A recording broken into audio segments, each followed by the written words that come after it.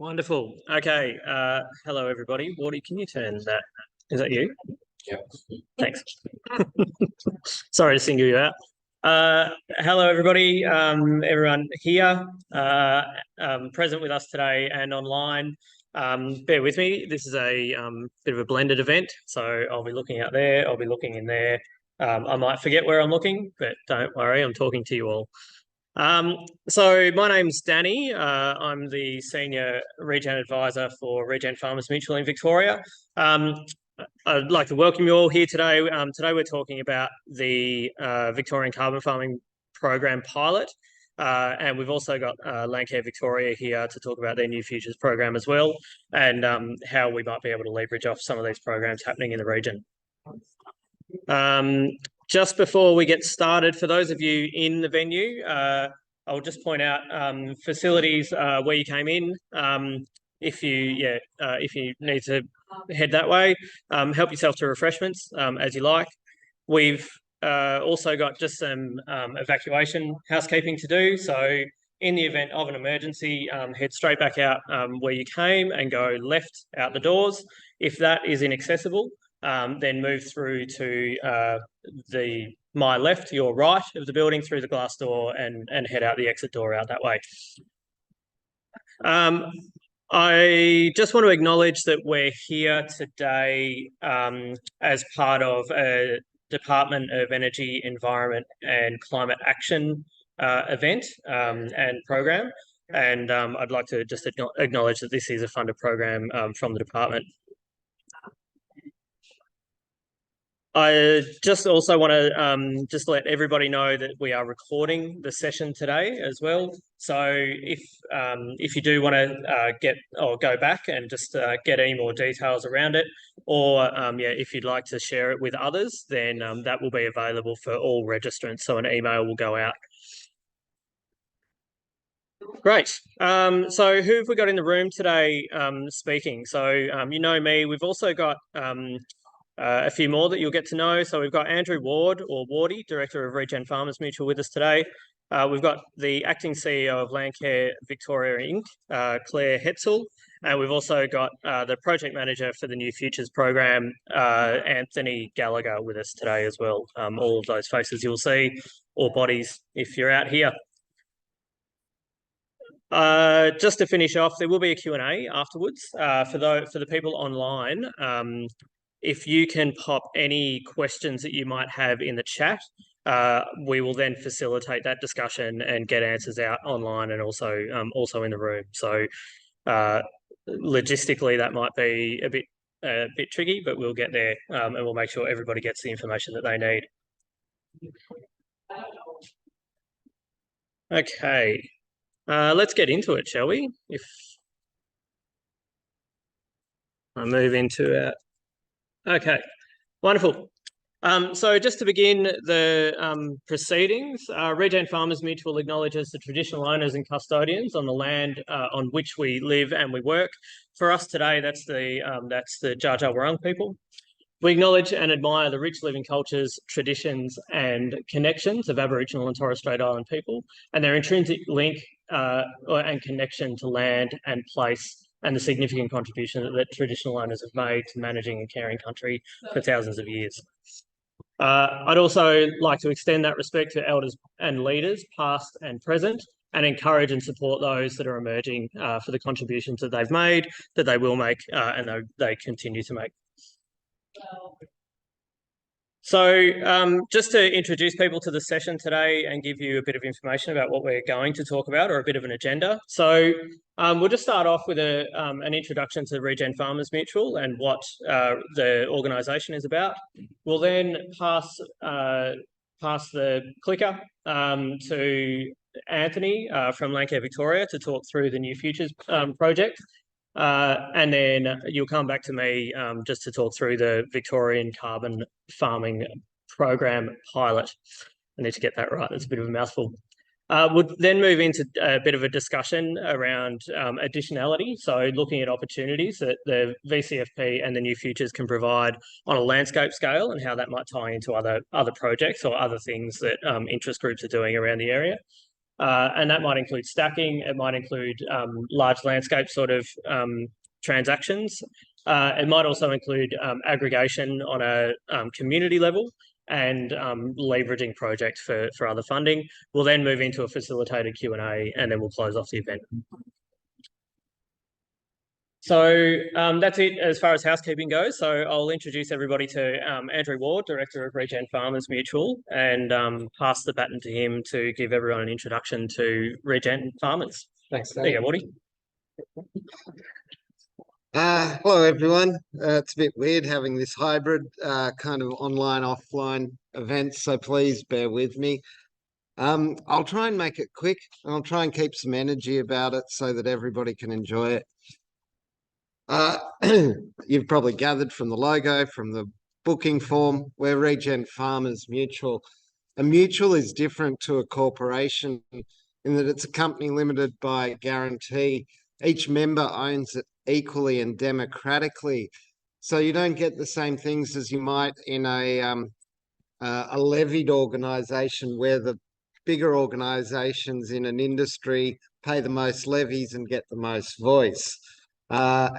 Fundamentally, the mutual's here because farmers recognised a need when interfacing with the environmental markets, which are new and emerging and are converging with agricultural markets. They needed somebody that was in their corner, that they could trust, that helped aggregate their collective power. And so the mutual came about for that. So when we talk about, member benefit, we're not using that term like a marketing gimmick. It's literally baked into the 10 principles that are in the constitution of the company limited by guarantee that each of our members equally owns. When you are collectively the farmers, as Mutual is, it means that we can work well with the well-aligned. So we can work fairly easily with governments and NGOs and organisations like Landcare because we represent farmers' interests without the concern that people are taking a cut out between farmers and those who want to support farmers. Additionally, it means we can be open source and transparent. So we don't sign non-disclosure agreements and things like that, which enables us to be able to share what's happening as we're learning with our members. And it means that we use different tools instead of power and hierarchy and titles. It's all about co-design and governance and working with the people who understand about that particular problem. As a mutual, there's no way for myself and Rowan and Luke, who are the employees, to be good at everything. But what we can do is facilitate and do co-design. So for farmers, we hold their hand through, a lot of farmers are skeptical of a person hopping up on stage and talking about carbon. They've kind of got the allergic reaction of, oh dear, what's this person trying to sell me today? By being a mutual, we're not just trying to work out what a carbon project could go on your farm is. Instead, we want to better understand what are the opportunities that you can get involved with individually and collectively that make sense from an environmental and an economic perspective. So we help you, first of all, identify those opportunities, invest in those projects on farms. So that might be the upfront costs of establishing an ERF project. We recognise that you'll want to verify the outcomes that are happening over time. And that might be so that you can report to your supply chain, or equally, it might be so you can deliver on your compliance requirements with the Clean Energy Regulator. And that all enables you to sell into markets. Loosely described, markets could be from the biodiversity space to the carbon space to the commodities you're producing. Want to talk about how not just at the grand scale of the Regen Farmers Mutual, but also at the local scale, me as in a farmer needs we.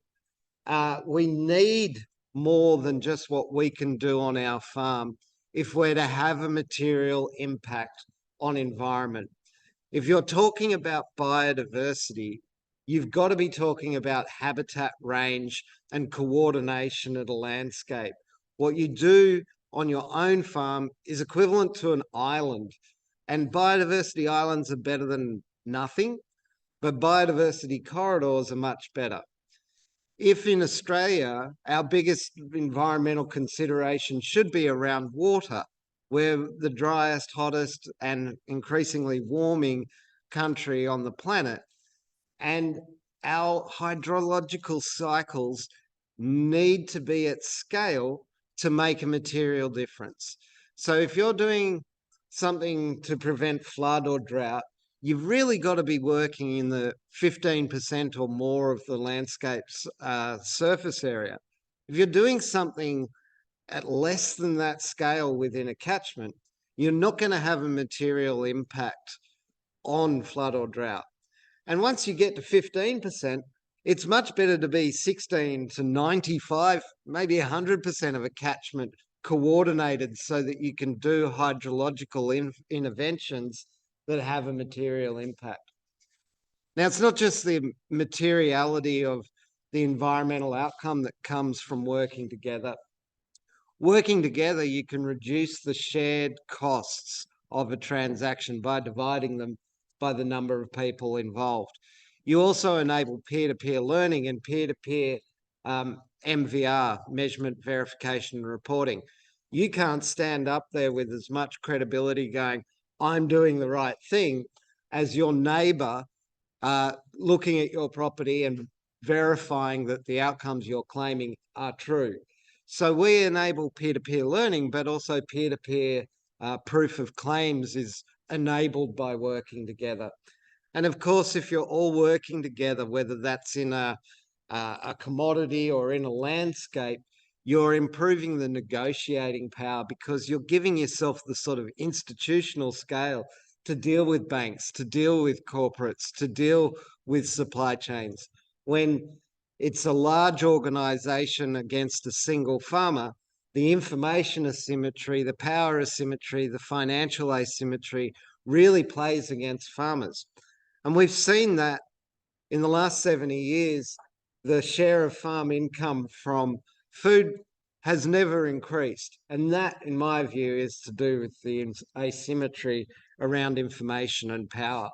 And the mutual offers an opportunity to the 97,000 farmers in Australia that earn more than 50,000 a year, but less than 2 million a year from their agricultural output. The ones that earn more than 2 million a year can probably afford to bring in the expertise, recruit the expertise, might be sophisticated enough to do projects on their own. But for the majority of small and medium-sized farmers, me needs we at a very practical, very material level for environmental outcome, and ultimately so that they get the best possible deal. So what does working with a group look like? You're already probably sick of hearing from me, so I'm going to, for the next 2 minutes, hand the mic over to Andy Ferrier.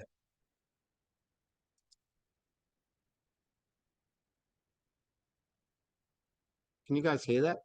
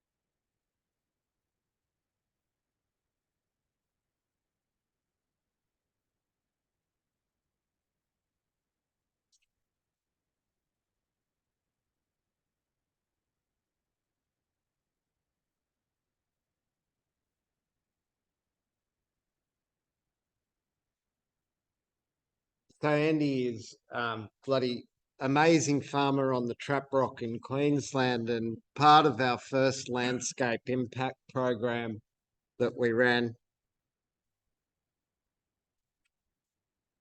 Danny, not able to move forward, mate.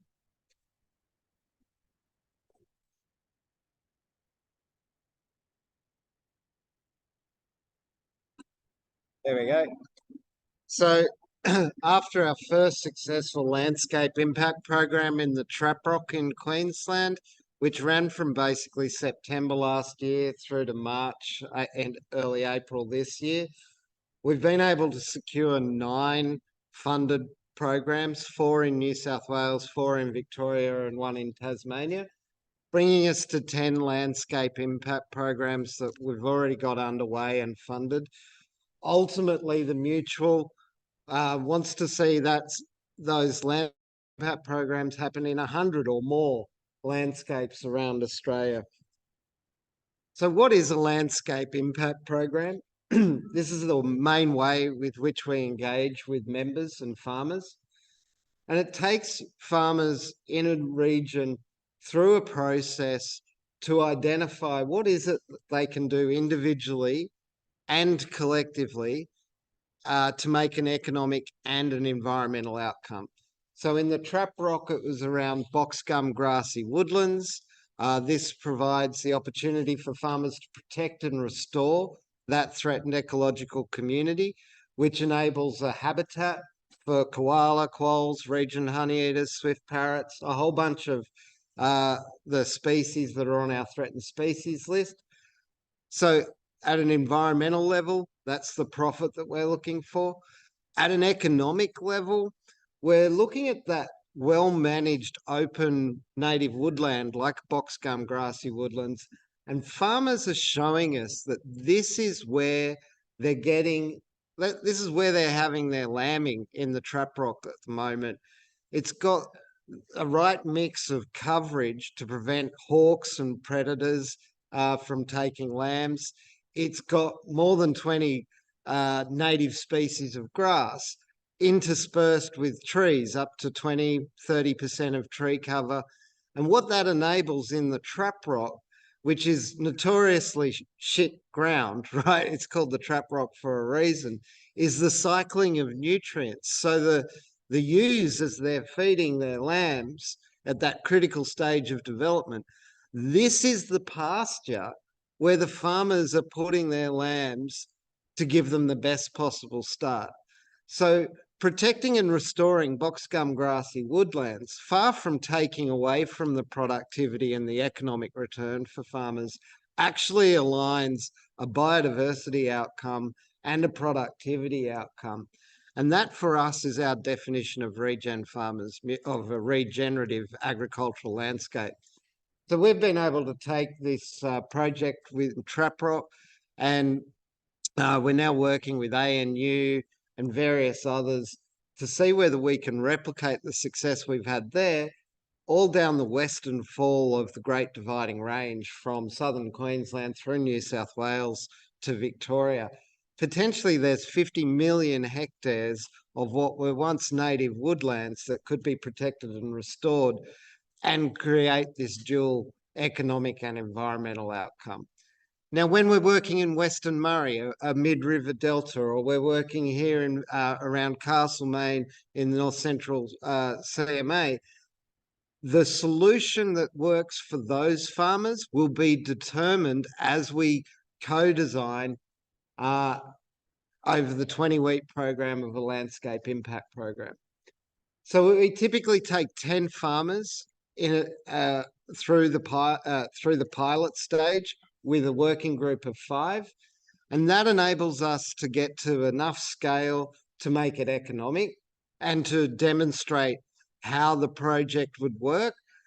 But ultimately, you want that 10 to grow to 20, 30, 40, 100 in a region. And we want to do that in 10 regions that are funded, but ultimately 100 regions across Australia. And that'll get us to 10,000 farmers. So how does the landscape impact program work? I'll have Anthony from Landcare Victoria talk about how it will work here in North Central CMA. But broadly speaking, there's a kickoff. Those 10 pilot farmers get a carbon emissions estimate for their farm, which helps us kind of understand a typical profile in terms of emissions for farms in a region. Then we also do a carbon and biodiversity opportunity finder for those 10 farms. The data from those pilot 10, plus the knowledge around the working team, gets put into a mapping session, a co-design session 1, where we also look at the other landholders. Where are the state parks, the national parks, the state forests, the traditional owners, the local government council lands, the Crown lands, the CMA? Where are the lands that the farmers don't control that also need to be coordinated? Because if you're talking about things like feral animal control, deer control, there's no point in controlling it on farms if the national parks and the state forests and the Crown lands aren't also being looked after. So there's a real reason to get a map out in session 1 and look at the landscape from a coordinated perspective to kind of understand how do you make environmental interventions that matter. The second session, then we go on a field trip. So we have a thesis that we want to test. It might be protecting and restoring box gum grassy woodlands. It might be building soil health. It might be whatever comes out of the process. But you go into the field and you test whether that exists in this location, whether you've got like an exemplar that you're aiming for. Then you take your farmer-derived intervention that you can see in the landscape and you test it with various investors. So that means the supply chains, it means the banks, it means the philanthropic and impact capital, and it means the safeguard and offset buyers who are interested in different outcomes depending on who they are. And you'll end up with a stacked investment. So you might end up with something in carbon for an offset market. You might need something for the supply chain in terms of sustainability reporting. You might need something that goes towards WWF or farming FRRR's sort of social impacts. Whatever the impacts are that people are buying that your group can deliver, you want to be able to get feedback from them about what it is they're after and what you can provide so that you can start to negotiate that. And then it's iterate, iterate, iterate until session 3 when you can launch an open transaction with the first 10 farmers that then enables the next 10 and the next 10 and the next 10 to come in until over time and over the landscape, you're involving more and more farmers.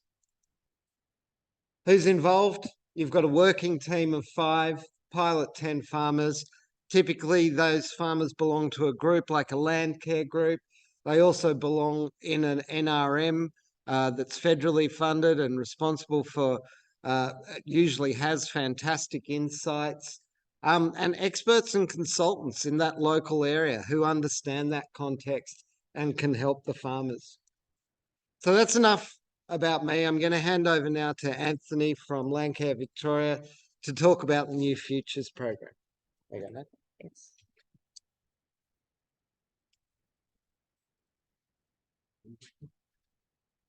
Thanks, Wardy. Bear with me.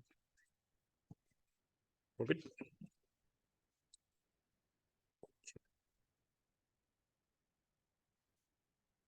So hi everyone, my name is Anthony Gallagher. I am the project manager for the New Futures project with Landcare Victoria. So today I'm going to talk a bit about this particular project, what it means for Landcare more broadly, and I guess just a bit of an overview about where we're heading as an organisation and our partnership with Regen Farmers Mutual in this space as well. So I too would just like to acknowledge the traditional custodians of the land on which we meet today and pay my respects to elders past and present. So the New Futures project has been funded by the Natural Resources Conservation Trust and the Ian Potter Foundation. Additionally, Landcare Victoria is putting in a little bit of money to progress the project. It was really born out of a desire to look at landscape scale planning, and something that we've been hearing from our Landcare groups and networks is that there's a desire to have a look at that type of work beyond just the small patch and some of the aggregation type activities that Wardy has been alluding to around bringing together more than just these little patches of work to form a landscape scale. So really we're looking at what do Landcare networks and groups want their landscapes to look like in 20 years time. And also, I guess, bringing in and demystifying some of the uncertainty around environmental markets and these emerging questions that have been raised. And I guess more broadly, Landcare itself, we want to grow the funding pie that is coming in to improve the outcomes in the landscape restoration that's being undertaken. So moving beyond just traditional philanthropic and government funding sources and seeing if there are opportunities to grow that pie rather than just dicing that pie differently every year when granting funding comes through and that sort of thing. So Landcare Victoria, our members cover quite a large area and a lot of the networks. We've got a number of strong networks in the North Central CMA region. So I guess more broadly, for this particular project, we're looking at piloting our program in 4 landscapes. One of them might end up being in North Central CMA, we'll see. We're just going through the EOI process at the moment. We'll stay tuned for who the first 2 guinea pigs are for the project. But I guess this map also demonstrates the opportunity that we have and more broadly the programs you're hearing about today in terms of making an impact on private land and making those gains for both Landcare and for the environment, and hopefully for landholders as well in terms of these programs.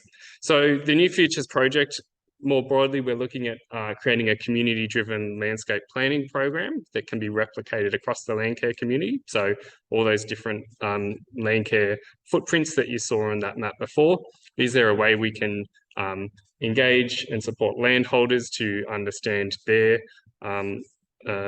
opportunities on their farms or their landholds, and then feed that information into a broader scale landscape planning approach that is Landcare led, but also introduces those other broad range of stakeholders to create a broader landscape plan.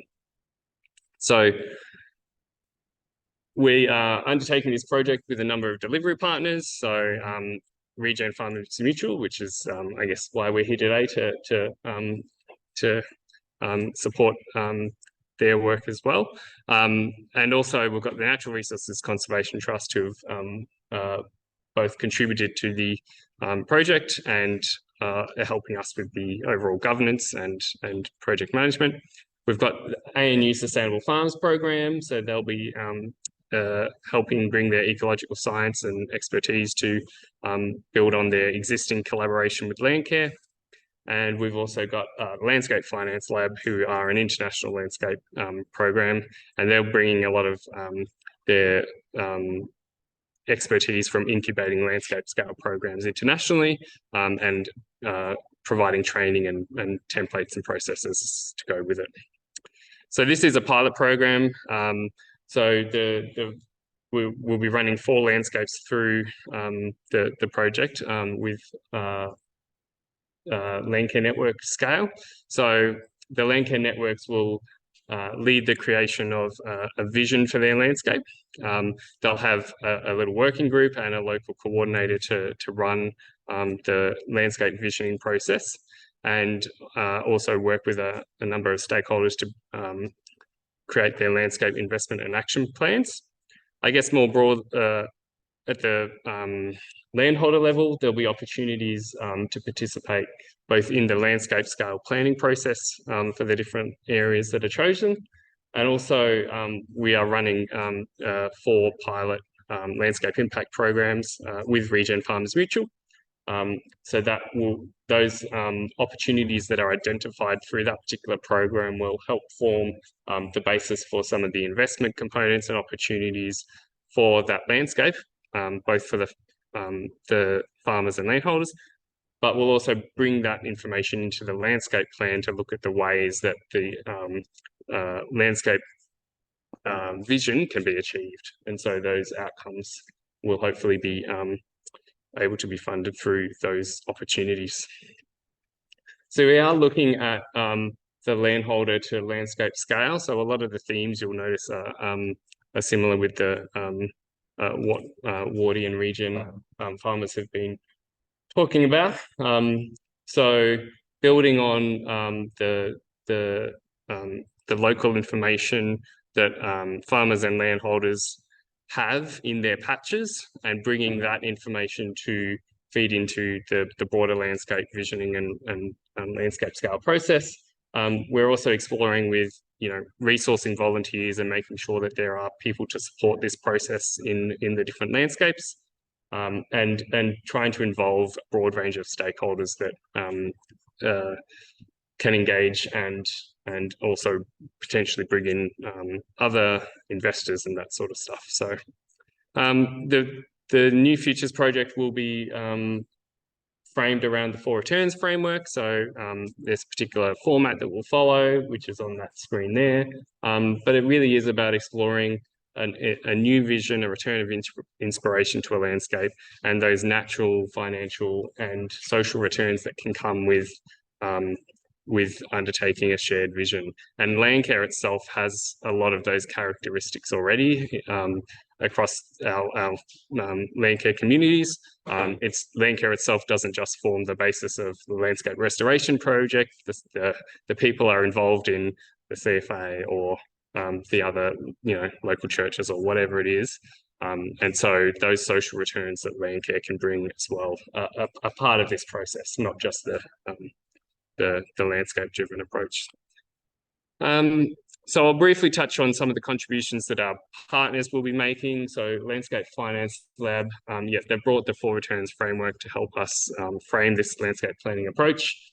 But they'll also be providing some training modules and information on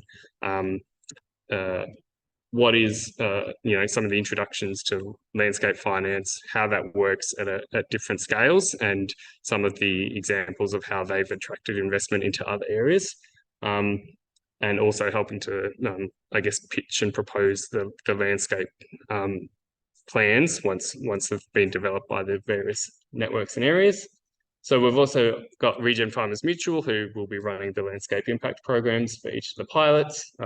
Wardy's touched on most of this already, so I won't go into that much more detail, except I guess this particular landscape impact program will be slightly different than the traditional ones, because they'll be coordinated by the local landscape coordinator for our program, and there'll also be, I guess, more of the broader landscape scale plan input and other slight differences to the processes. But more broadly, the process will be very similar to the programs that Wardy has described. So I guess the idea of running the 4 pilot landscape impact programs is that we can start to look at what a scalable investment model for Landcare looks like.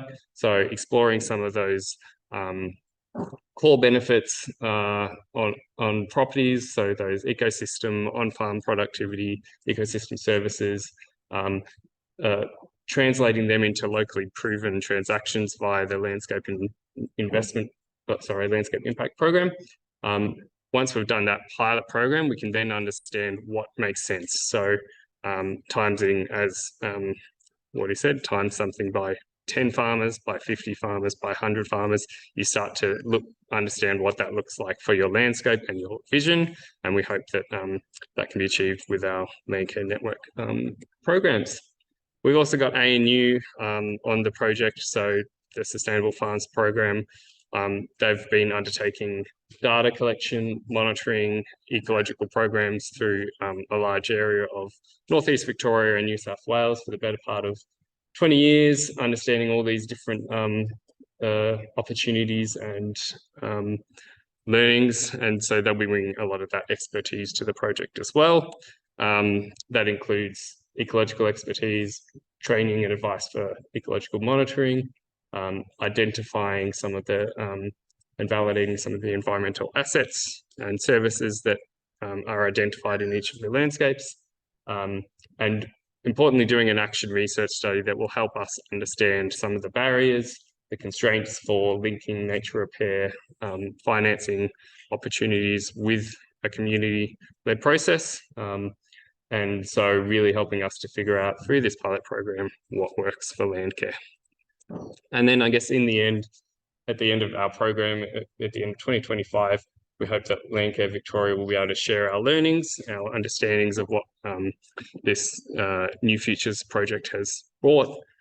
We'll develop a whole, if successful, I guess we'll develop a whole lot of templates, processes, packages for land care more broadly across Victoria to undertake landscape scale planning.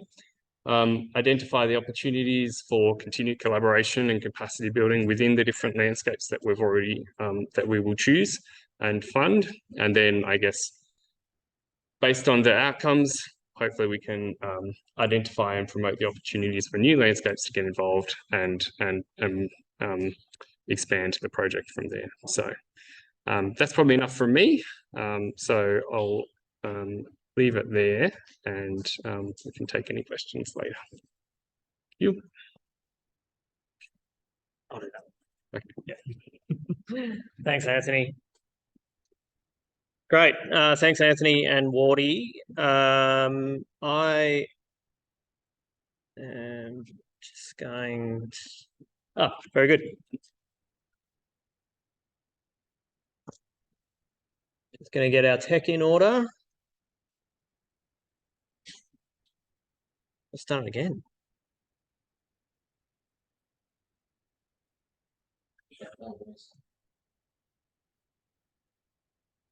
When in doubt.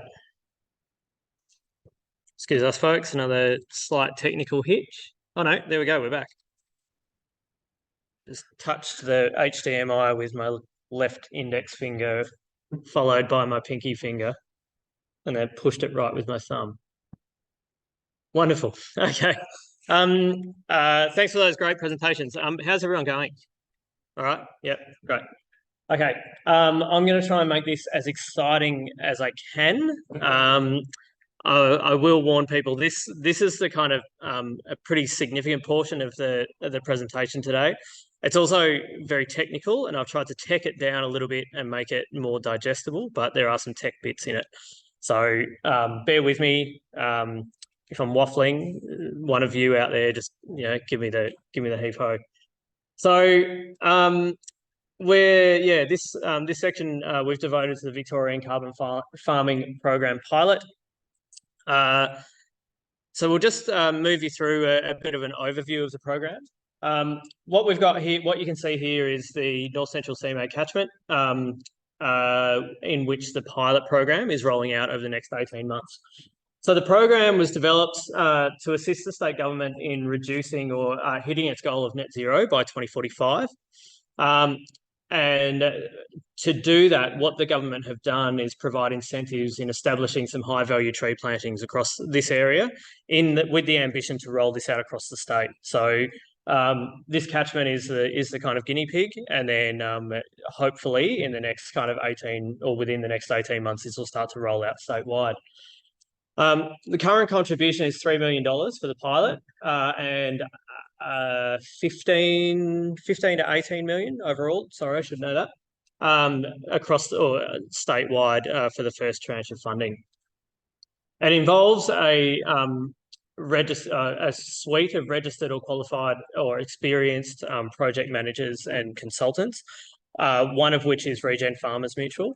And if there are three others, Wood for Good, who also operate in this region, Tree Project, which Landcare people out there might know as the volunteer growing program that has just closed up, I think this week. And thank you, Wardy, Greening Australia.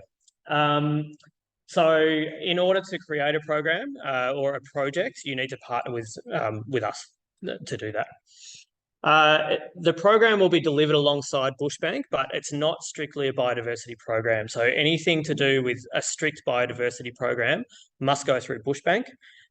This particular program favours projects that provide strategic importance or assets for productivity enterprises. So that is farming. So we're relying on, or this is incentivising farmers and farming operations to put trees in the ground. To be part of the project or run a project out, any eligible landholder will need to partner with us in order to create a project or an application for a project, which then goes to the assessment panel, and then the assessment panel makes a decision according to that. Permanence for landowners and for the RPA is a period of 10 years. So conventionally in a registered project, you're looking at 25, 50 or 100 years. This has been scaled back to a 10-year permanence period. As I say to a lot of people look at that and get a bit worried about that. Having come from the landcare industry, I often say I've never met a farmer or stepped foot on a farm who put trees in the ground 10 years ago and wants to rip them out. Generally, they want to put more in. So I still have confidence that that's a pretty good time period to establish something. So to begin with, this is broken up into two phases. The first phase is what we're in at the moment. It's an outreach phase. So getting information out, starting to understand what sort of projects might be out there or potential projects, and starting to look to partner with groups or landholders in order to get these things running. So this involves advocacy and support for the program and encouraging or providing trust to landholders that the program is going in the right direction. And that they will be supported in delivering anything that they choose to deliver. It also includes outreach activities and engagement plans. So this event is part of that. And then the next phase is providing specialist knowledge and support in the pilot area, which we're going to do through a bunch of this stuff. So our town hall event tonight, but largely through an opportunity assessment. So what we want to do is take 9 to 12 opportunity assessments across 3 groups in the region. And to do that, we need to partner with landcare networks, we need to partner with farm interest groups, and people who are really interested and invested in these types of projects.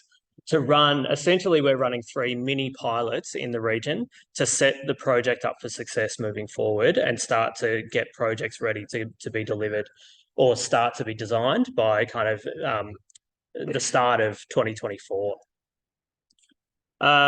So while we do that, we will then create a webinar series that, so 3 webinar series will also be delivered, and that will share that information that we kind of collect with those groups out to the broader audience in order to then start to scale that throughout the region and through the state. So as part of the pilot, we're actually trying to pilot the process as well, which refers to both what Wardy and Anthony have spoken about.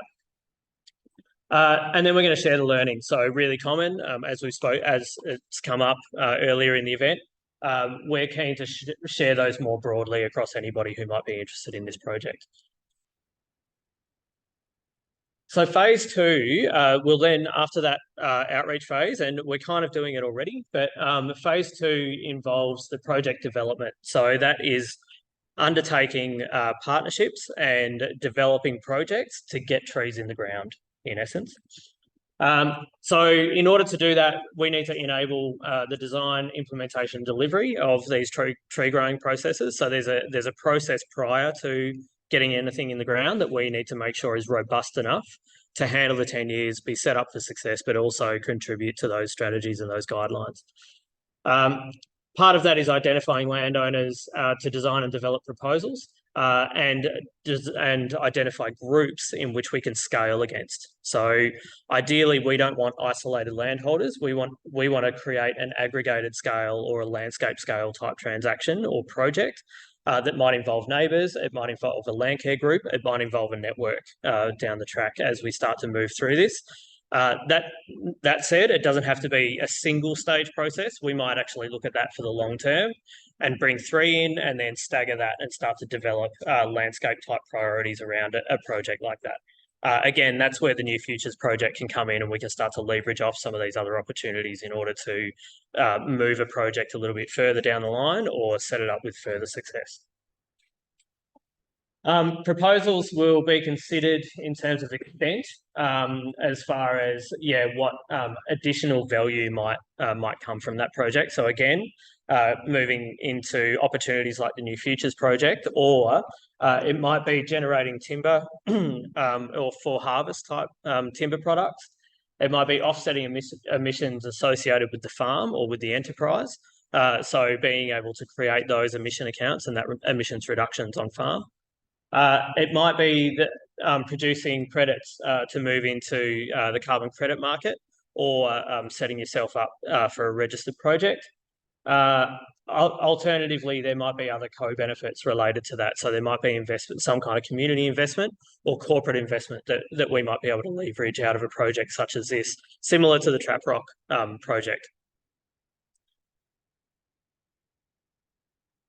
As far as eligibility goes at the moment, we're looking for, or you must be the freehold owner of that land within the North Central CMA region. So it can only be on private land. All owners, so if the land or if the freehold is under some kind of partnership, all owners must agree to the conditions and be co-signs. So as far as maybe succession planning goes or any of that sort of stuff, we really need to keep that in mind as well for the lifetime of the project.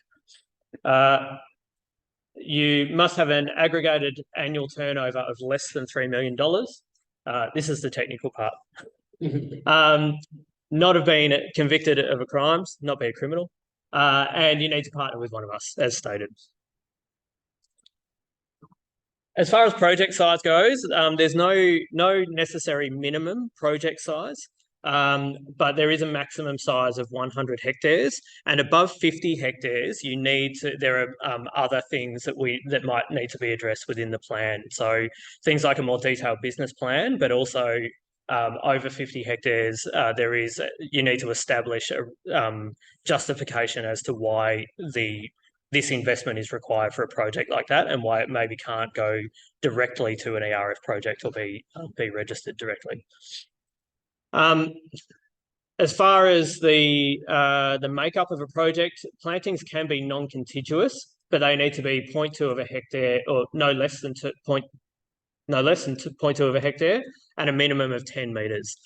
We're actually recommending much more than that as advisors, and we're certainly recommending that we move out to between 30 and 50 metres in terms of any type of tree project, and that's in line with the ANU guidelines that have been around. They were re-released. We'll grab questions afterwards. Thanks, Dean. Permanence period of 10 years, as stated, and both the landholder and us as RPAs need to commit to that 10 years. So that support is embedded in the project from day one for the lifetime of the project. So just a little bit of information just about management requirements here. The project is pretty non-prescriptive in terms of management regimes and species type inclusions. What I will say there is it does rely on full CAM modelling. So there are aspects of these programs that don't require Indigenous plantings or or particular EVC type plantings, but it does take a different stream that we will need to plan for if that is the route that is chosen to go down. It does support implementation of silviculture regimes and also takes into account site conditions and good practice around broader kind of farming and agricultural processes. So part of that means, looking at the way in which the land is managed or the project is managed, but also giving that farm benefit or that enterprise benefit.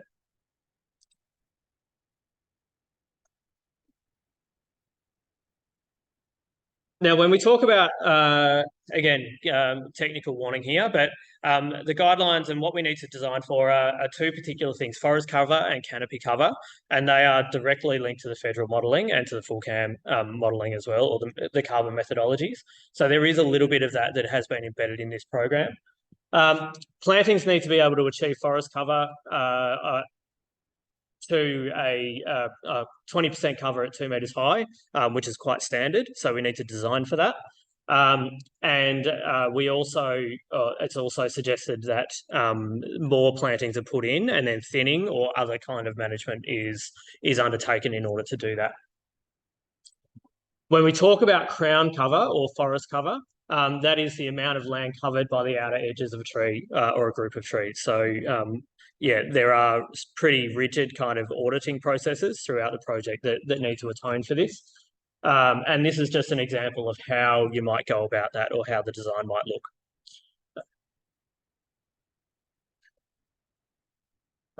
And then this is a spatial example of what that might look like. So when we take in our 20%, we need to make sure that we've got that contiguous cover as well. So something like this is what we call a compliant project. Sorry for those online, on your left of if you're looking at the screen. And on your right, with one particular, that top kind of right-hand corner or that top corner having died back or had some kind of event go through, that is deemed as a non-compliant. So as far as management goes, throughout the lifetime of the project, you need to be able to manage for that or be able to look at those signs and continue to audit that. So application process and requirements, it's a 4-step arrangement here, or a 4-step process. What we've got is establishing a landowner and RPA partnership. So having a discussion about what that might look like and what the requirements might be. Part of that we will then develop an application to go to the assessment panel, and that requires moving through a modelling system, so full CAM modelling, also understanding and getting some GIS data and some assessment work done, and then understanding how that project might be delivered and doing a costing around it. We then move into we submit that application, that project plan. We move on to a joint project assessment process. So that is then assessed by a panel, and then we get the outcome about 12 weeks later. Applications are open now, technically, and they're going to run through and close in December 2024, unless the funds are exhausted prior to that. So this is just a rundown of those steps that we covered. So in step 1, we'll develop and we'll implement a plan, and the project will be designed around the implementation of a 10-year lifespan. We'll then submit that, and that'll be signed by us and by the landholder. The project plan then becomes a kind of document or an agreement that is then held with the department about in terms of what's going to be delivered over that 10-year process. And what that plan needs to include is the management regime. So how you're going to manage it, how you're going to implement it, what the full CAM modelling looks like. So how we're going to justify that against the current modelling system. And any activities that might be implemented during that lifetime. We also need to do some mapping and some geo-referenced photos, so photo points across the period, and a cash flow model in terms of what that breakup is between all parties and what's costed on the ground versus what that dividend might look like. Step 3, the application gets submitted, and there's then an outcome within 12 weeks or a notification about 12 weeks after the submission. Cool. Moving on to funding, so eligibility and how this is going to be broken up. The upper limit is determined by project size. So as you can see over here, I've got a bit more of a breakdown. There's a maximum rate per hectare allocated for the first 20 hectares of $5,000 per hectare. Then from 21 to 50, it drops to $3,000 per hectare, and then 25 to 2,500 per hectare after 50 hectares. The reason for that is it's indexed around economies of scale. So the bigger the project, the cheaper per hectare it should be to implement. All funding is all determined by a predetermined or formula within the guidelines, and that is directly related to the tonnes of CO2 equivalent per hectare that the project will deliver via the modelling. That multiplied by the stocked carbon price indicated in the guidelines, which is $25 per tonne per tonne of CO2e. So if we do that, we then need to run. Oh yeah. Sorry, before we get there, this is just an indication of project size versus available funding or maximum funding and the rate at which it's calculated. So you can see here, as we get above the 20 hectares, 30 hectares drops down to 4,500 per hectare. And then if we move to 70 hectares, that drops down to $3,643 per hectare. So it's indexed on a per hectare rate as soon as you get past that 20 hectares, and that pushes the price down, per single hectare. So what I've done here, just to give people a bit of an understanding of how the system might work, I've just had a look at, I think I've got about 12 different scenarios that we've had a look at here, utilising the modelling through a couple of carbon estimation tools. So if we look at Sidonia at the top, we've got a 68 hectare property. Total tonnes of CO2 equivalent across the lifetime is 7,200 tonnes. That averages, or that works out to an average of about 10.6 tonnes of CO2 per equivalent per hectare per year. You'll notice the reason for this slide is you'll notice all of these areas are giving us different averages or giving us a different sequestration rate. And what's important here is this is what determines the funding equivalent. So if we move forward and take these areas, confused it. So if we take the, there we go. So if we take these areas now, we'll take Sidonia again. I've rounded that into just some rounded hectare equivalents. So we've rounded this up to 70 hectares.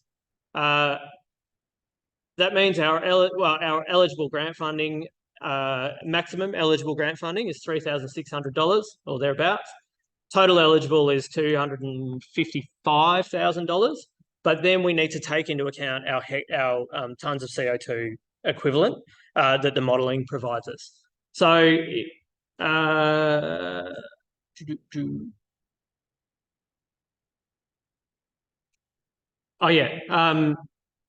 so this is rather than the 3,643 that you'll see in the eligible grant funding, if we move across to the adjusted funding, and for those in the room, this is this one here. This is how it gets worked out. So this is, again, technical kind of bit. So what we do here is we multiply the tonnes of CO2e estimation from the carbon tool. We then multiply that by the stocked carbon price of $25 per tonne, and we come out with $2,650 per hectare of eligible funding within the application. So because that estimation of CO2e is lower than I think it works out to about 15 tonnes to the hectare or thereabouts is that figure. We need to then readjust that. So that's got to come down because it's not creating as many tonnes of CO2e within the project. If we look down at Donald, or actually, no, let's take Serpentine in the red. So Serpentine in the red, we've got 100 hectares at 2.5 tons per hectare per year. The eligible funding is $3,300 for a project like that. But if we move across, the adjusted funding is $625 per hectare. So this is just an indication of where we need to be a little bit careful about how we're about sizes of projects and viability of projects. So again, we need to be able to do that modelling and understand that we're not setting people up to fail in order to do this, or where we might need to leverage other funds. So where we might need to leverage the something like the New Futures project, or another transaction out of Regen Farmers Mutual to be able to get that dividend up a little bit higher.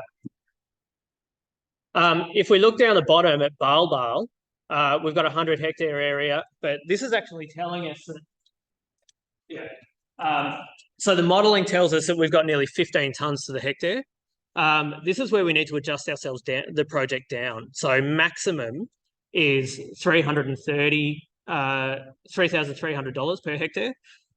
If we were to run the numbers, we're actually up at $3,700 per hectare on that estimated tonnes per hectare rate. Okay, so in this instance, our maximum funding is $330,000 for the 100 hectare project. What that means is we need to revise our adjusted funding down to $3,300 per hectare. So to break that down a little bit more and hopefully clarify it a little bit, what I've done here is I've taken that Sidonia, I've taken Rochester, and I've taken Bale on the map here. So if we start from the bottom, Sidonia with a 70 hectare pasture conversion, our total eligibility is $3,643 to the hectare. Our adjusted eligibility comes down to the $2,650 per hectare. So our adjusted eligibility total is about $185,000 for the project. If we move to Rochester in the middle, we've got 3.8 tonnes per hectare per year on 80 hectares of cropping conversion. Our total eligibility is $3,500 to the hectare. That's revised down according to the 3.8 tonnes per year to $950 of eligible funding to the hectare, which brings our project down to $76,000 or total funding, eligible funding. If we look at Bale, as I suggested in the previous slide, we actually need to, at 100 hectares, it's actually worth, when we do the adjustment, it's actually worth $3,700 to the hectare, but we revise that down to $3,300 in order to come into the guidelines. Whew. Okay, great. So hopefully that gives you a bit of a gives people a bit of an idea. We will move into a bit of a discussion now and some next steps. So just to begin this portion of the presentation, what I will say for people out there and also for people here, if you are interested as a group, there is a QR code there that you can scan to register your group for the outreach program. If you're a project interest, then the projects follow that project interest QR code, and we'll get registrations or EOIs through there as well that we can follow up after tonight. So next steps for anybody interested, register yourself, register your group. If you have got neighbours who might be interested here, so we have got a few people coming to us that are forming blocks of maybe 4 or 5. Please do that as well. So you can do that as an individual project interest, or you can do it as an interest group. Yeah, generally just get hold of us and we can kind of talk through anything else that that might be required. So I'll just open it up now. I just want to bring Wardy into this, and perhaps Claire or Anthony or both of you. How we're going to do that on screen, I'm not quite sure. It might be a usual suspects, line us up on the wall type situation, but we'll see. But Wardy, I might just kick off with you just to talk about additionality and synergies, particularly after what we've kind of spoken about today, and then we'll move into a bit of a discussion. Sure. So working with within that idea of a landscape, you're wanting to get multiple outcomes. So you don't just want planted trees, for example. You want habitat that comes from those planted trees so that you can improve biodiversity and you can provide a home for endangered species. Now, what we have here in this Victorian carbon farming pilot program, and when you cross that with the New Futures landscape impact program, is the first elements of a stacked transaction. You can get a group working together with the New Futures program. They can get income for planting trees through the Victorian Carbon Farming Project, which assists them but doesn't preclude them from getting into a clean energy regulator project so that they can also get ACCUs, right, over and above the Victorian Carbon Farming Program. Those ACCUs they could retire in order to meet their net zero requirements for their commodity, or they might sell in order to generate cash flow. Now, that's just the start of the stack, working off carbon, which is probably the most mature of the environmental markets. But we know that even by June 30 in 2024, 9 months' time, we will have a lot clearer idea about what biodiversity markets look like globally. By that time, the World Economic Forum auction on biodiversity credits will have happened. We'll also know whether we're going to get a nature repair market in Australia before or after the next election cycle and what flavour that might look like. So starting to work together, starting to put your stack together and allowing time for a maturity of the view about what can we do individually and collectively, and the maturity of the markets. What does carbon expect? What do impact and philanthropic investors expect? What do biodiversity markets expect? What does your supply chain and your bank expect? Starting to understand these is the whole basis, but it's made a lot easier, a lot less stressful financially for farmers, thanks to the opportunity to be involved with the Victorian Carbon Farming Pilot Program. And it's made a lot easier when you're not doing it on your own, you're doing it as part of the group, supported by your land credit group, which is what the Victorian New Futures Program allows for. So that's what's got me excited and why we wanted to bring everybody together in this conversation today, because it's the start of something in North Central CMA that looks like a stacked and aggregated transaction, which looks like it's got government, land care, and the mutual support. So if there were ever sort of the right conditions to establish a landscape-led, farmer-led, government-supported, carbon underwritten project, it's kind of now. So that's my piece to it. Claire, do you or Anthony, would you like to make any comment on the stacking or the value that you see? If you don't, you don't. I won't, but I guess I just wanted to reiterate, if you're a project, have a chat with your local land care facilitator or your local group. So I think we've really highlighted today the opportunities of the we in this, and that there will be something more that can happen if you do collaborate. That doesn't have to be onerous. So some people think they're going to have to turn up to committee meetings and really dig into the kind of, long stalwart kind of committee component of land care. It doesn't have to be that way. So do reach out. If you're not sure where to start, get in touch with Land Care Victoria. Were there any questions on that? Yeah, we've got we'll just move into some questions and stuff. And I know, Dean, I've got you on the list here as well.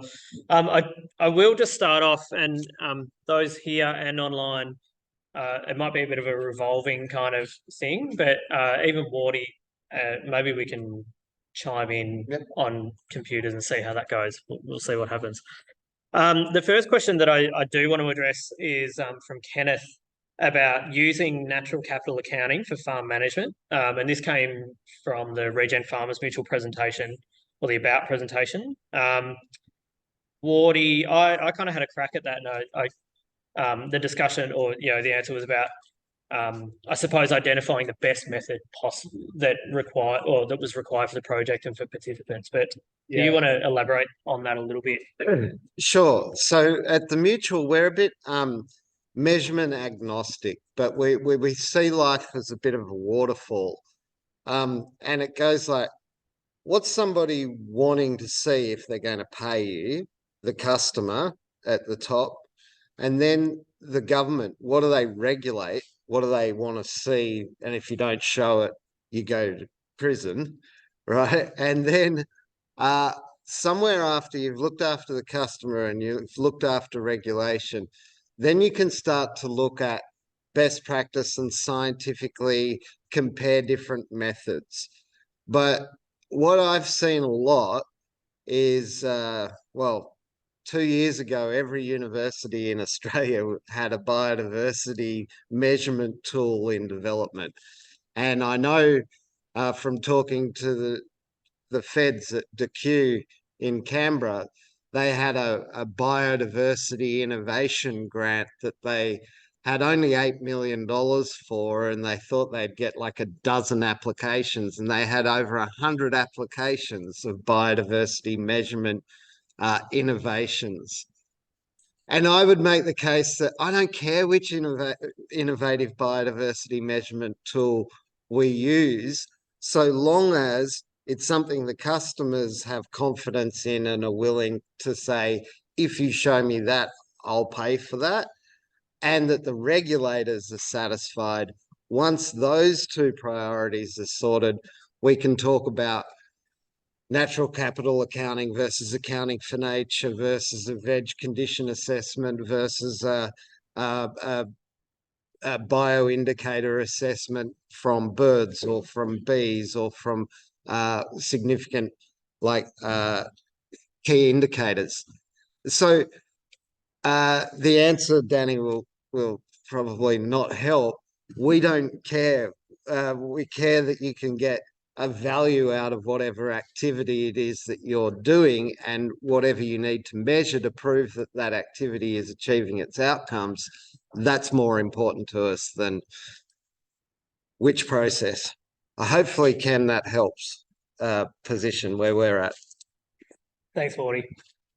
I might it's not really pulling rank because you are higher rank, but maybe I'll revise that and say we do care in the form that we need to make sure that it works for the project and the participant rather than conforming to a particular methodology or accounting method. I'll note you, Paul, but I do want to just give Dean a chance to ask that question or dress me down or similar. I never quite know with you, Dean, but it's always fun. Just a few thoughts looking through that. Do you happen to have, by chance, a Venn diagram that has the overlap between the different programs and the confluence of those? That would be, because there's a lot in there. Yeah. And anyone in this room could regurgitate on that. Including each of you guys. Yeah. So if you had something like that on the page, right? Because it's all about communication. Value of this to other parties. Yeah. I'll just address that just for our online participants, and then I'll let you keep going. So the question was about having some kind of Venn diagram about all of the information that I just spewed at everybody. The answer to that is not yet. I am working on a 2-pager, which is currently about 6 pages, but I'm still trying to. This is kind of Mark 1 of the distillation, and then I'm hoping to distill that a little bit more through some case studies and a bit of a 2-pager that we can get out. Yeah. Great. Then the next thing is that if you're shuffle that. What would be terrific to see is some work examples. Yep. And there are some, I can point to what I thought was really well done in the past from the federal government. There's a lot of information here, and you can say, again, you can give it to someone as a single one-page fact sheet that Yeah. Danny's farm over here, this is what he normally runs, his time poor, his cash poor. So he's really not going to throw money at it. He loves the idea, but he doesn't have time either. He's still busy cleaning up all the doors in his creeks and whatever else. Yeah. And the case study, hypothetical case study, basically walk through and you go, okay, that's almost like what I do. I can transpose a few numbers and things in there and then I get it. Yeah, absolutely. Yeah. So for those online, the question was around getting worked examples and case studies to be able to allow the information to be accessed and a bit more digestible around similar scenarios. That is part of the outreach. So that's the intention of that outreach process in working with those groups and getting those 12 or so case studies together. So what we'll be looking to do is we want to disperse that across the North Central area and work with those groups to understand what their enterprise is, understand what their emissions are, and then provide a series of different options for them using the Regen Farmers Mutual's tools.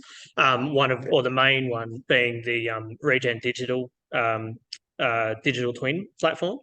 So what we hope to end up with is 3 people or 3 individual farms that we can aggregate together into a type of aggregated project, but break them down into their individual components as well and their individual needs, and find the best opportunity or best options for them in terms of the design of it, what it looks like in terms of costing and funding eligibility. Don't do it there because you might get you kind of get less carbon, tons of carbon there rather than doing it there. Looking at all of that sort of stuff. And then being able to distill that down into those particular case studies for people to start to look at. So that's very much the first phase of the project. Yeah. So for farms that, because we do a lot of soil carbon too, regen. So what's coming down the pipeline? We're also involved in co-design of land management methodology. Yeah. Which essentially avoids you having to stack all these things as independent methodologies, which has a big overhead, cost, time, everything else, but to bring them together as one whole project. Yeah. It's a lot of issues. Maybe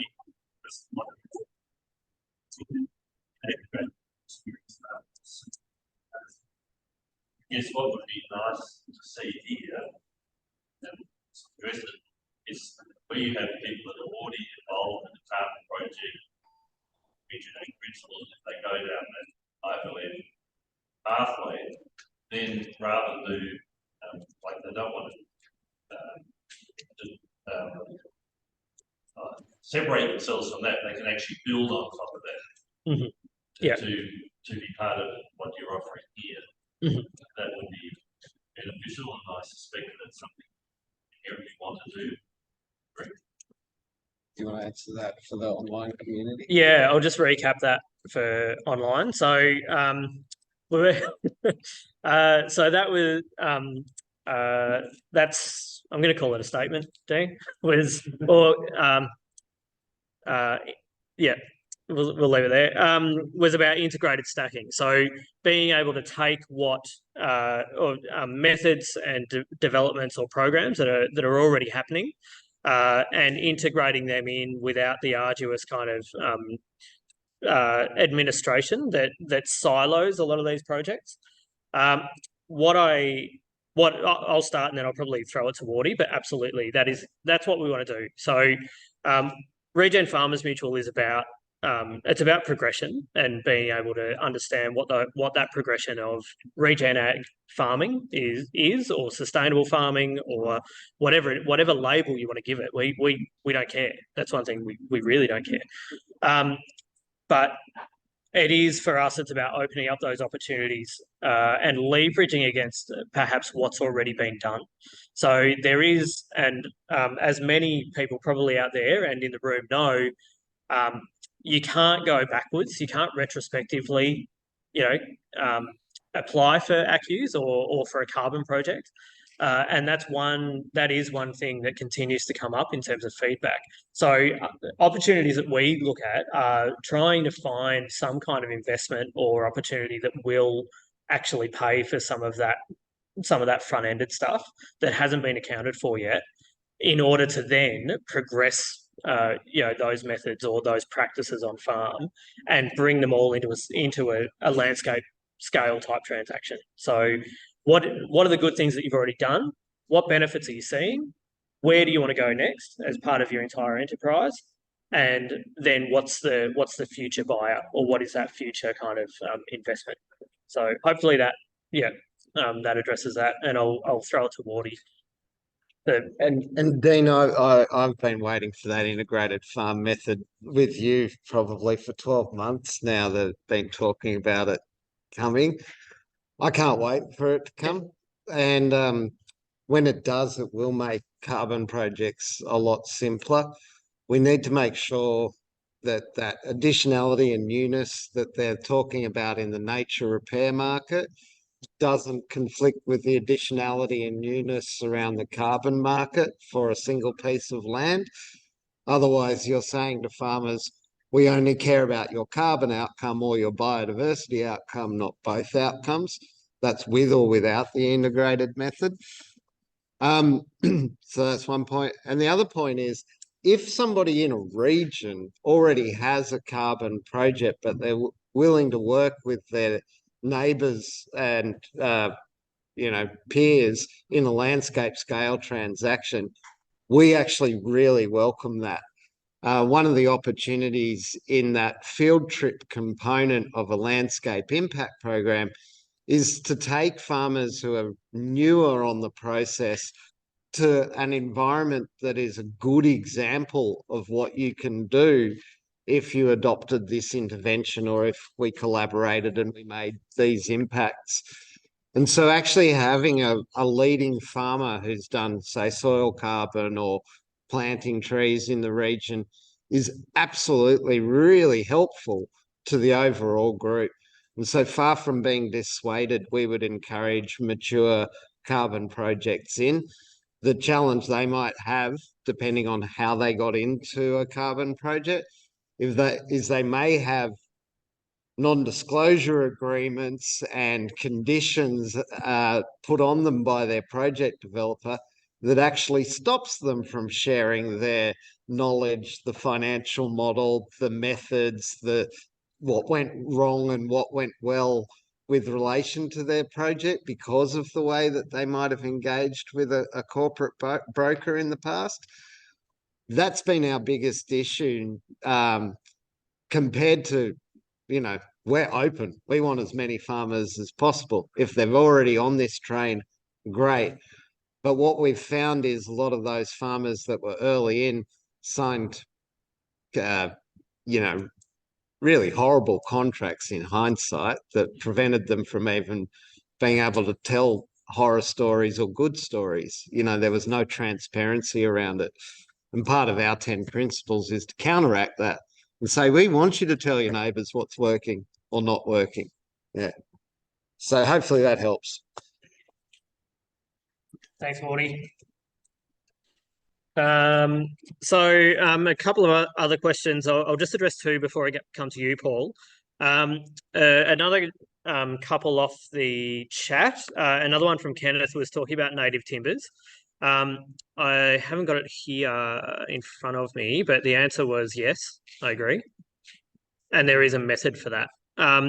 So just addressing just going back to the guidelines and the project, what we've, I suppose, distilled here is standing carbon projects. So they're biodiversity and standing carbon projects. That's what we do.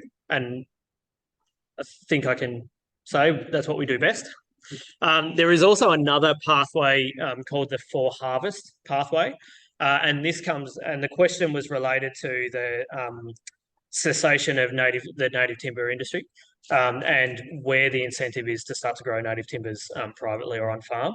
So that's what the for harvest pathway actually enables. So the guidelines in short, the guidelines address that. If anybody is interested in a harvesting type project, that we think that can actually be included in an aggregated model. We just need to be able to account for that and justify it and be able to, work around that. But there are also other ways, and another kind of indexed system for the for harvest arrangement, which actually gives you a little bit more per hectare, because of the requirements around pruning and the kind of more excessive management requirements. So there is the guidelines do establish that, Kenneth, and for those others that are interested out there. And I'm happy to take any calls or questions about that offline if you are interested. I'll also, while we're here, I'll just address Andrew's question or comment about why it's tree focused, and I know Wardy addressed that in the chat as well. What I will say here is that's what this project is. So it's about trees in the ground, whether they're for harvest or whether they're for enterprise benefit. And there are other projects available that do look at other ROIs that AgVic are looking into, such as the carbon accounting models and moving people to carbon accounting within their current structures. Understanding their emissions and being able to reduce those. There's a lot of feed and methane reduction programs out there as well. And there's also some farm transition type programs too. So it's not that they're not being addressed, they're just not being addressed in this particular program. This is about the benefit of biodiversity, trees in the ground, and what that can do for farms and co-benefit around the enterprise. I'll jump in there for a second. Yep. And just not trying to be cynical, but just practical, because government spends our money collectively as taxpayers. They always prefer to invest in something that they can point to and say, this is what we produced. So soil carbon is harder to show this is what we produced. But if you've paid for, as the Victorian or the federal or the New South Wales government's the same, if you paid for trees, 5 years later, you should be able to point to a map that shows the trees, and you've got a level of certainty and confidence on the investment. And so governments favour things they can point to. And so the outcomes that are harder to visualise, harder to see, harder to record, they'll tend to come from less conservative sources than government. Right. Thanks, Wardy. I'm going to throw to Paul. Paul had a question. Thanks, Dee. Given this is a pilot project, I'm assuming that you guys are open to examination of the structure and principles behind doing this. We want to learn on it, and as the time goes on, we want to adapt and get better at doing stuff. So I'm sort of interested in risk management and legacy issues that ultimately, as I understand it, we're trying to do this for the long haul. We want to sequester carbon and make sure that carbon stays locked up and sequestered for as long as possible. That's why have the kind of impacts on impacts. That carbon that we lock up in the short term in trees ends up being lost through removal of that vegetation by the landholders in due course, or other processes, i.e. senescence. In other words, the plantation dies after 20, 30 years, it's not replaced, it's not self-replacing. So in the end, our investment's short term. And I'm sort of interested in how we can structure this so that we get long-term results. It's a lot in that, Paul. I will, so just to distill that for our online participants, the question was around this being a pilot, wanting it to be better, and looking at the principles of the legacy over the longer term, and just being able to kind of look at the risk mitigation around that and the climate impacts, or perhaps clearing impacts or land management impacts that we might see further down the line in 20, 30, 40 years. Did I get that? Yep, great. I'll put my answering hat on. I'll just preface this with, yes, we do. We absolutely want to start to look at that. But I also just want to point out that we haven't written the guidelines either. So yeah, yeah. For others. But absolutely, yeah, we're really interested in that. I think from our point of view, the kind of outcome that we're looking for is that longevity. Like, we want them to be there forever, but we also want that management style that precludes that kind of senescence or builds upon it. So you're absolutely right. Like, if we take the two bones of this method and the outcomes of 2 meters high, 20% cover, yeah, you can smash in a whole lot of acacias, but we know that they're going to die, in 7 to 12 years, right? And we end up with nothing again. So that's on us to deliver that kind of more perpetual type design. I think it's not stated in the guidelines, but I would hope that good design and where we're coming from will actually, we would expect to see some natural recruitment in those areas as well, providing the management was right, and that they don't get, nobody goes over it with a, D7 or something. So the longevity is probably in that kind of, that's, well, don't like the term, but in that stacking. So looking for other, levers to pull in terms of making them a little bit more long term. And that's actually what, if we look at the bones of this project, that's what it's there for. So the project has been, put together as an incentivized scheme for landholders to look at other avenues, to kind of stack on top of this. So fundamentally, the department and the government have understand that the smaller holdings in Victoria can be really restrictive in federally listed project or federally registered projects, and they need a little bit more help to get off the ground. And that's what this is about.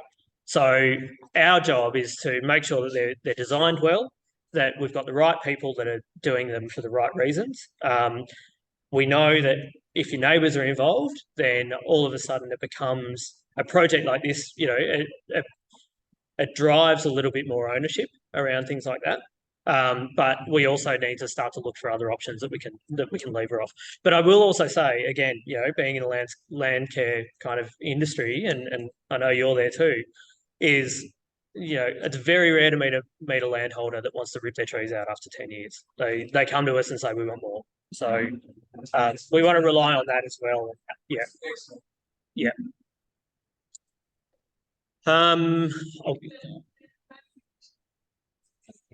Yes, yeah, absolutely. I guess my query around that start with this program Yeah. Yeah. And we said, well, it was quite a reason. Yeah. But then we also talked about yeah. And then when you look at figures that we stood up with, yeah. it seems like this is the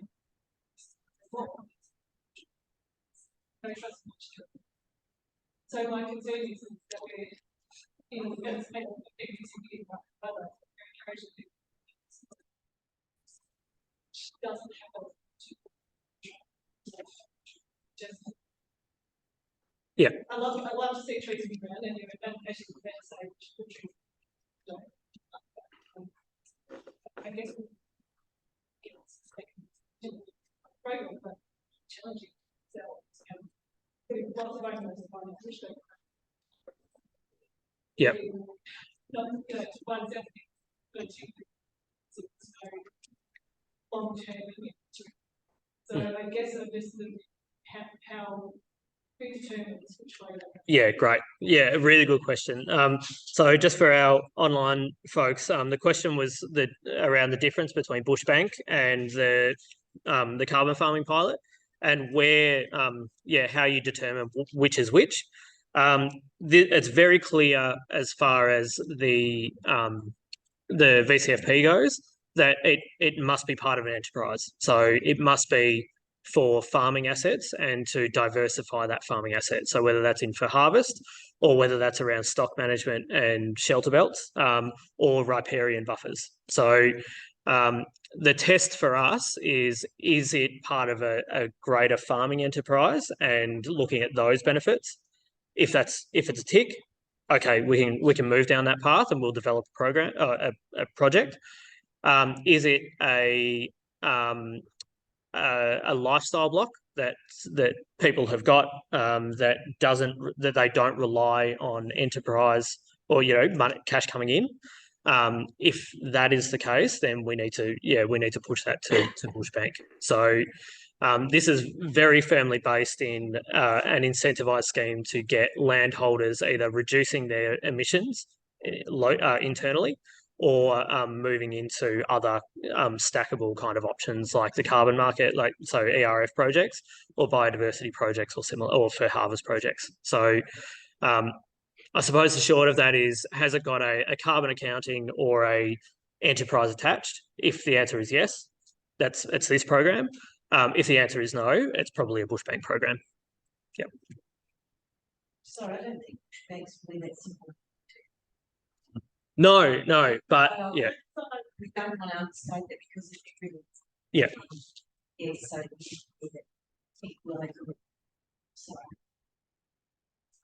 this idea of checking was great. That's when trees taking carbon. I'm feeling it's going to that's good to that. Yeah. The comment there was just about the availability of Bushbank and being able to get into that. I'm not at all versed on Bushbank, so I can't I won't comment on that, but I do take the point that there's probably a few more administrative things around that sort of agreement than there is perhaps this one.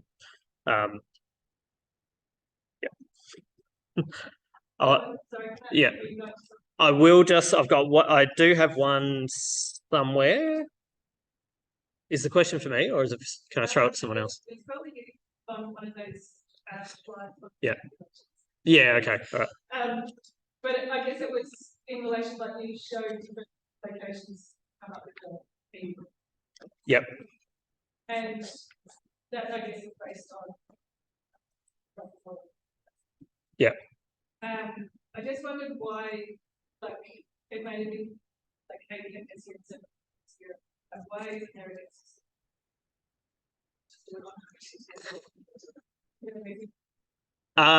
Yes, there is, and no, there's not.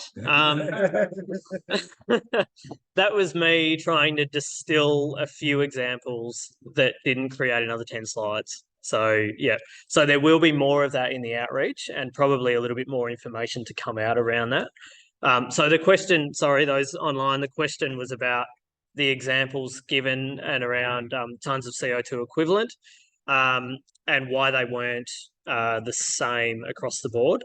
Yeah, the reason was I just wanted to give a bit of an idea of different sizes to be able to provide a better indication of the index system and also the modelling system around tonnes per hectare to see how that adjustment looked. So within that, I looked at a couple of different sizes and a couple of different modelling scenarios in different areas in order to just provide a bit of a scattergun type approach of the district, but also what people might be looking for if they've got 20 hectares or if they've got 50 hectares or if they're looking for 100 hectares. So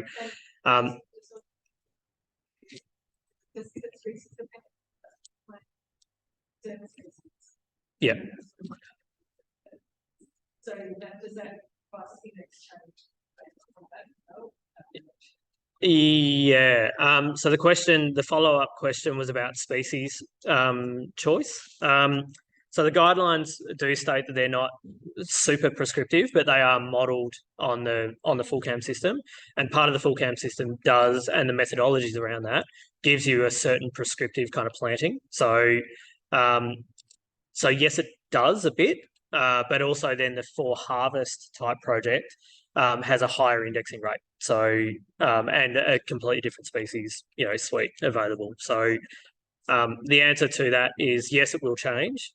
How much, how long is a piece of string kind of thing. Yeah, so that's where we're starting to get into the project planning and being able to kind of distill that down into what's required there. Yep. Great. There's one question that I do want to get to from Olivia. Where are you, Olivia?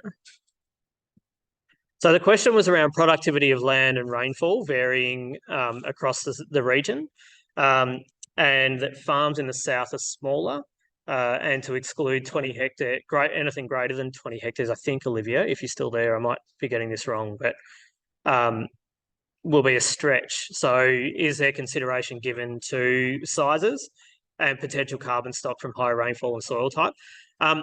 The answer to all of that is yes. So the modelling will determine that for us. And then we can run that through the feasibility kind of structure that we've created. And also the kind of, how that marries up with tons of CO2. So we are kind of running through some benchmarking at the moment. Olivia, you and I have had some conversations, and I'm happy to take those offline.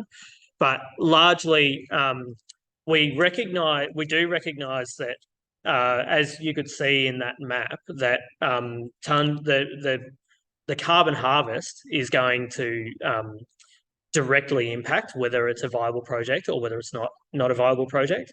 But also the hectare rate is also going to determine how viable that project is, not just for us, but for the landholder. And that's what we want. That's absolutely part of what we need to kind of keep in mind in terms of integrity. So Regen Farmers was built on not taking all the money.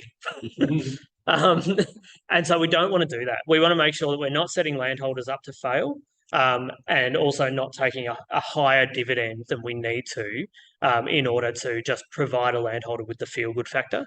So we need to be really realistic about that, and that perhaps that's around aggregation or bringing others in so that we can aggregate a transaction or create some kind of landscape impact around that. So there's a lot in it. It is very detailed, but we hope to identify some of that in the case studies as well. Just Olivia, on that point, that map of North Central CMA had a full cam output of, I thought the lowest was about 2.5 and the highest was north of 14 tons of carbon equivalent. So what's that, like a 5 to 7 factor difference in the yield of carbon for a single hectare, depending where you are in North Central CMA.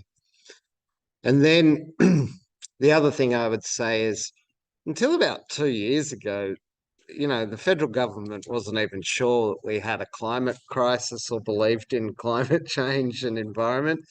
So the ERF, the main instrument with which we have to decarbonise in Australia, it really wasn't built for mass adoption. It certainly wasn't built for smaller land sizes. So one of the challenges and opportunities for the mutual is to be able to help farmers or landholders that are smaller than is necessary on their own to be able to get into a project, to aggregate and get into a project. And the same challenges you have here in North Central CMA are present in the Northern Rivers, New South Wales, and are present pretty much all up and down the eastern fall of the Great Dividing Range. So we are very attuned to the fact that we need to engage with lots of small landholders, take parcels collectively, aggregate them up, and then be able to fit with the instruments that we have here in Australia.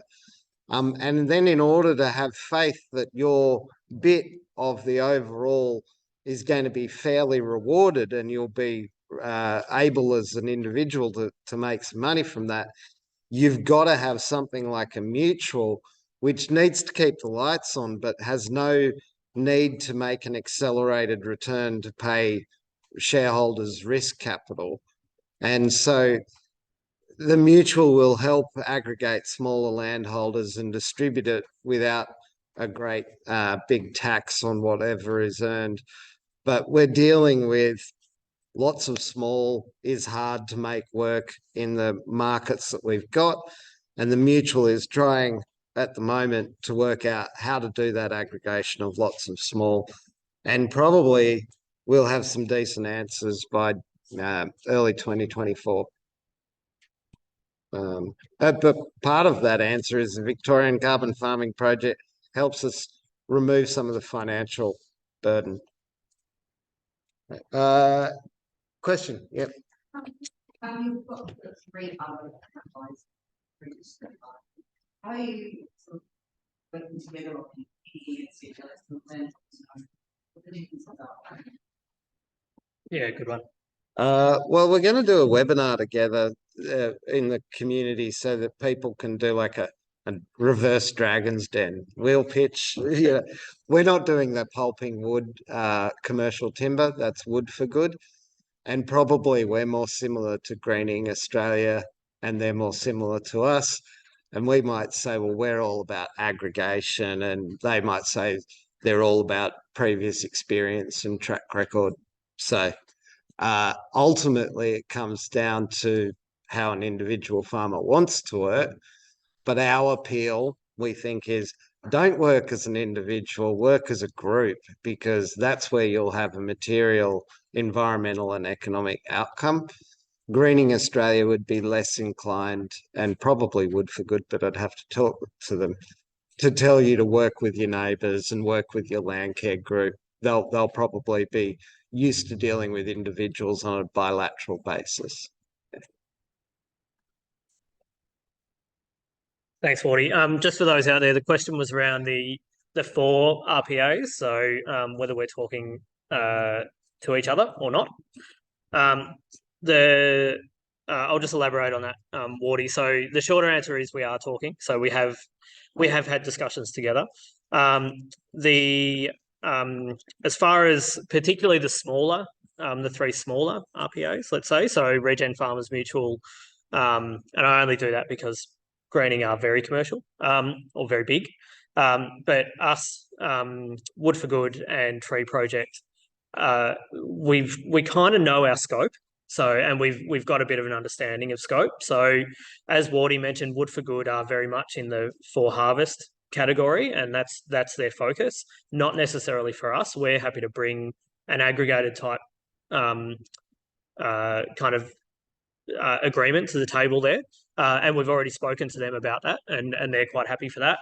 But effectively, we can break it down into 3 things. So we're about getting trees in the ground and benefits for the farmer, or kind of landscape type or carbon type benefits for the farmer.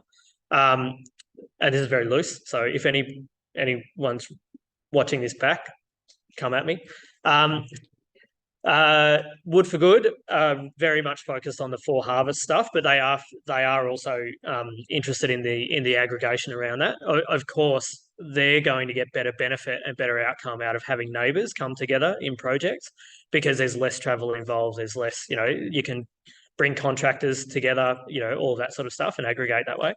And Tree Project are very much there for some of the smaller kind of areas and smaller farms. So being able to grow local and be able to kind of integrate with land care groups and others as well. So that's their kind of focus, and very much around riparian type areas and buffer areas and dams and such. So we're probably, as far as we're concerned, we're a bit more farm centric. So we want to look at how we can design for farming outcomes, whether it's stock protection, whether it's wind shear, designing for, to prevent wind shear from off crop, that sort of stuff. We're very much kind of probably in that vein. So short answer is we're talking to each other, and we do need to run that through for ourselves, a bit of an assessment of the queries that we get. And we might go, actually, you're totally for more about Wood for Good than you are us. And so we would point you in that direction. Is there any other questions? Otherwise, you might have earned yourself an early mark. I've just got one, sorry. I'm thinking some of the landholders in our area are cautious about it, and possibly would be prepared to commit huge amounts of land. So might end up with them sort of saying,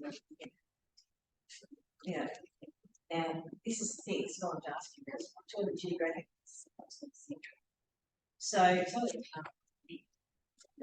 you could end up with a situation where they're in each other, smaller clusters and big farmers. So is that going to be an issue for you, or you connect across the whole CMA region? And I mean, I don't understand. I mean, clustering, I get as advantages when you actually do the planting, it's really hard to do it in the catchment. Theoretically, it's staying up. Clustering. Yeah. Oh, Okay. it Yeah. So, no. So the question was around clustering or aggregation, and whether we're open to doing that across the catchment, and where the results, whether we'll get worse results through clustering than we will through opening that up. Is that the distillation of the question? Yeah.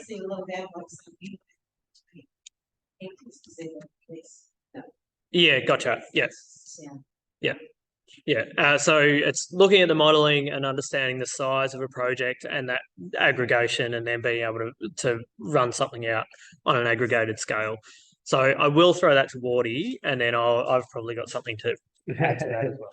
How big's a landscape is what I would argue. So if you're all in the same catchment, the same CMA, that might bind you. But we've talked about rainfall and soil type and agricultural production also being definitions of a landscape.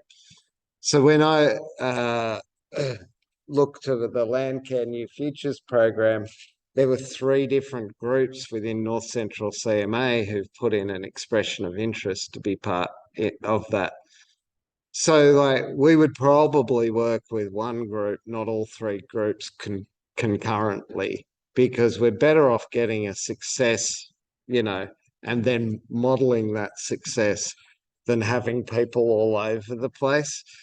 One of the things that we found with that Trap Rock group was Trap Rock's all fairly uniform, undulating environment south of the Cunningham, north of the Queensland border, west of Stanthorpe until you hit Englewood, where it starts to get out of Trap Rock and into the slopes and plains. So it was really nice to be able to go, that's a defined ecosystem type. And we got lucky in that the 14 farmers that we're working with primarily to start with in this auction for the World Economic Forum, they sit between the national park, Sundown National Park, and the Pikesdale Reserve. So there's a whole narrative that you can string together there because they can join and because they create a biodiversity corridor, that if you've got people that are aggregated financially but not necessarily co-located, you can't get that narrative in there, and then the buyers can't buy that outcome.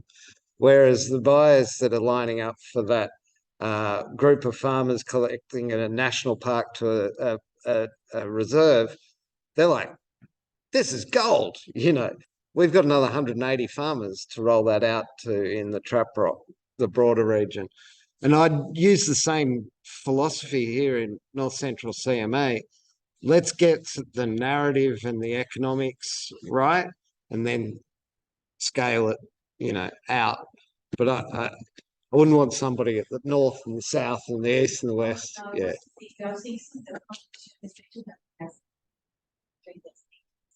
I know some of those people, you know. And that's fine. Look, and that actually creates big space between these weekend.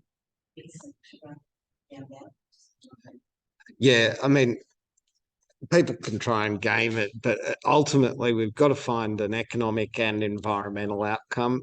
The farmer does the same.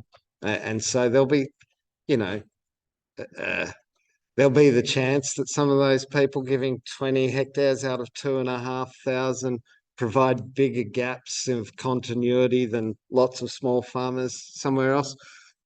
We'll just have to use our heads whilst co-designing this. And if we keep our minds so open, our brain falls out, then we've kind of lost something. So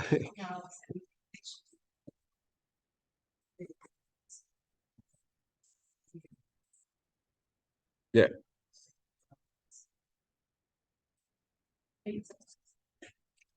I'll just follow that up in the chat. Yeah. Danny? So I've just followed that. Sorry, just added that follow-up question to the chat, just talking about size in relation to land size and how we might go about that. And I'll just echo what Wardy said. It would be about designing that appropriately. But I suppose the other thing that we need to be realistic about is the program is not solely focused or designed on aggregation of neighbours or landholders. That's where we see the pathway, and that's what we would prefer because we know that it provides greater benefit and greater outcomes. But at the end of the day, if somebody has got 20 hectares in that area and they want a project, we can look at that, in its own merits and look to see whether that is a viable project. Yeah. The other thing I just do want to address that a little bit more, Chris, and I know we're kind of running out of time, but just going back to what Wardy was saying about how big is a landscape. We know, like when I was with LPLN and when we were kind of starting to talk about these types of projects 2 years ago, we created a project while I was still there around a landscape transaction or potential landscape transaction that has since turned into something else. But that landscape was around that kind of just north of Serpentine, just around here. But it ran from just north of Serpentine all the way up to Liaga. So it ran nearly, 80 kilometres or something. And we were looking at that as a single landscape. So the intention in that project was finding the landholders available or around or interested to sign up for that. And we knew that we weren't going to get, we needed, I think I did the back of the envelope that we needed about 80 landholders to buy into a project like that to get it off the ground, right? But we were able to do that incrementally. So it wasn't necessarily about finding all of them at the same time. If we did, we'd fall over, it wouldn't get off the ground. It was about finding those early ones that we could pilot with and we could understand and start to kind of get the framework of a project like that in order to then over a 5 or 6 or 7 year process, work our way, either, from one end to the other or, just work our way into the project. And I would then I would take, we know that there is a pretty prominent fella around this part of the world who has a great, I love it, a great vision of getting emus back into the landscape and what is it, connecting the Gunbower to the Grampians. For them, yeah. But that's the vision. That's that higher vision, and I mean that is a significant project. That's not going to happen in that person's lifetime, but that is the landscape that that's what he defines as a landscape. So, I think we can take those sorts of things on their merit. But as far as that's concerned, and as far as the outreach is concerned as well, if we look at that map, we are looking for groups. But we want them right across the catchment. We don't want to kind of target those, one particular area. Great. Okay. I'm certainly talked out. I don't know about any of you. I feel like the people online that have stuck with us are probably questioned out. So I might close us up, folks. Thanks very much for coming. I will pop anybody interested to contact us. You can contact me, and I'll pop that in the chat.